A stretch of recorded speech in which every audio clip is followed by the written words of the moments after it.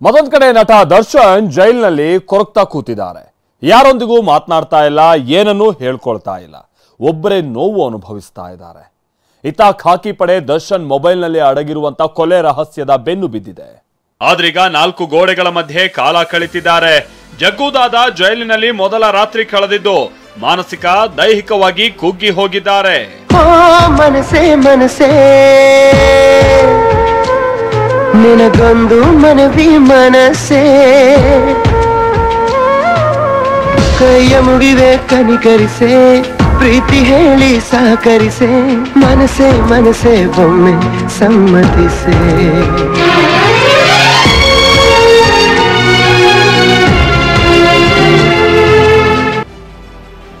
ಮಾತಿಲ್ಲ, ಕಥೆ ಇಲ್ಲ, ಸೆಲ್ನಲ್ಲಿ ದರ್ಶನ್ ಮೌನ. ರಾತ್ರಿ ಜೈಲೂಟ ತಿಂದು ತಡವಾಗಿ ನಿದ್ರೆಗೆ ಜಾರಿದ ದಾಸ.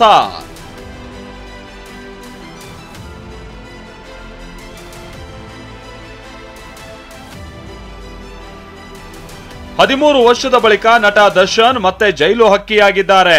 2011ರಲ್ಲಿ ಪತ್ನಿಗೆ ಥಳಿಸಿ ಜೈಲು ಸೇರಿದ್ದ ದರ್ಶನ್ ಈಗ ಕೊಲೆ ಕೇಸ್ನಲ್ಲಿ ಅಂಧರಾಗಿದ್ದಾರೆ.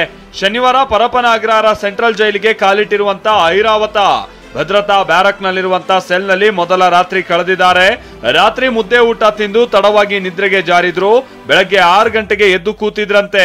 10ನೇ ಆರೋಪಿ ವಿನಯ್ ಜೊತೆಗಿದ್ರು. ದರ್ಶನ್ ತುಟಿಕ್ ಪಿಟಿಕ್ ಅಂತಿಲ್ಲ, ದೈಹಿಕವಾಗಿ ಮಾನಸಿಕವಾಗಿ ಕುಗ್ಗಿದ್ದಾರೆ ಅನ್ನೋ ಮಾಹಿತಿ ಸಿಕ್ಕಿದೆ.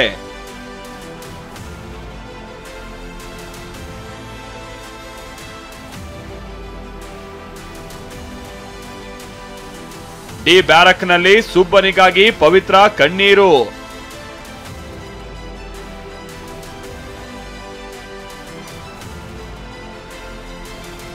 ಕೇವಲ ದರ್ಶನ್ ಮಾತ್ರವಲ್ಲ, ಮಹಿಳಾ ಬ್ಯಾರಕ್ನಲ್ಲಿರುವಂತಹ ಪವಿತ್ರ ಗೌಡ ಕೂಡ ಕಣ್ಣೀರು ಹಾಕ್ತಿದ್ದಾಳಂತೆ.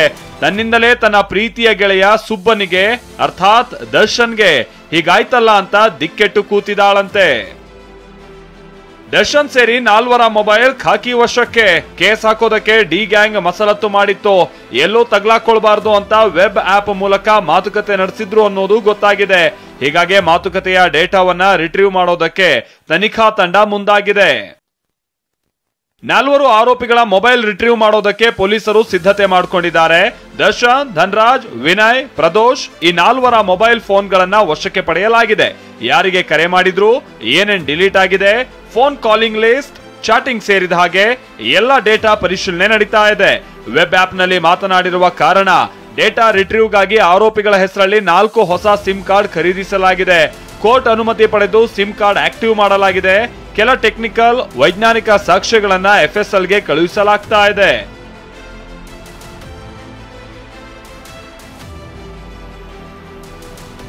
ಅಂಬರೀಶ್ ಇದ್ದಿದ್ರೆ ದರ್ಶನ್ ಕಪಾಳಕ್ಕೆ ಬಾರಿಸ್ತಾ ಇದ್ರು. ಇನ್ನು ಕೊಲೆ ಕೇಸ್ನಲ್ಲಿ ದರ್ಶನ್ ಜೈಲು ಪಾಲಾಗಿರೋದಕ್ಕೆ ನಿರ್ದೇಶಕ ಓಂ ಪ್ರಕಾಶ್ ಬೇಸರ ವ್ಯಕ್ತಪಡಿಸಿದ್ದಾರೆ. ಆ ಗೌರವನ ಕಾಪಾಡಿಕೊಂಡು ಇಷ್ಟುವರೆಗೂ ಬಂದಿರುವಂಥ ವ್ಯಕ್ತಿ ಎಲ್ಲೋ ಒಂದು ಕಡೆ ಒಂದು ಸಣ್ಣ ವಿಷಯದಲ್ಲಿ ಈ ರೀತಿ ತಗ್ಲಾಕೊಂಡು ಇವತ್ತು ಅಲ್ಲಿ ಆರೋಪ ಸ್ಥಾನದಲ್ಲಿ ನಿಂತಿದ್ದಾರೆ ಅಂತ ಅಂದಾಗ ತುಂಬ ತುಂಬ ತುಂಬ ಬೇಜಾರಾಯಿತು. ಬಟ್ ಅಂಬರೀಷ್ ಅಣ್ಣ ಇದ್ದಿದ್ರೆ ಮಾತ್ರ ಖಂಡಿತ ಕಾಪಾಡಕ್ಕೆ ಮಾಡೋದು 2 ಬರಲಿ ಅಂತ ಹೇಳ್ಬಿಟ್ರೆ ಬೈದು ಉಗಿದು ಹೇಳಿರೋರು. ಏನೇ ಹೇಳಿ, ಕೊಲೆ ಕೇಸ್ನಲ್ಲಿ ದರ್ಶನ್ ಕಂಬಿ ಹಿಂದೆ ಸೇರಿದ್ದಾರೆ. ಕಂಬಿ ಹಿಂದೆ ಮಂಕಾಗಿ ಕಾಟೇರ ಕೂತಿದ್ರೆ ಹೊರಗೆ ಅಭಿಮಾನಿಗಳು ಕೂಡ ಬೇಸರಗೊಂಡಿದ್ದಾರೆ. Bureau report, TV9.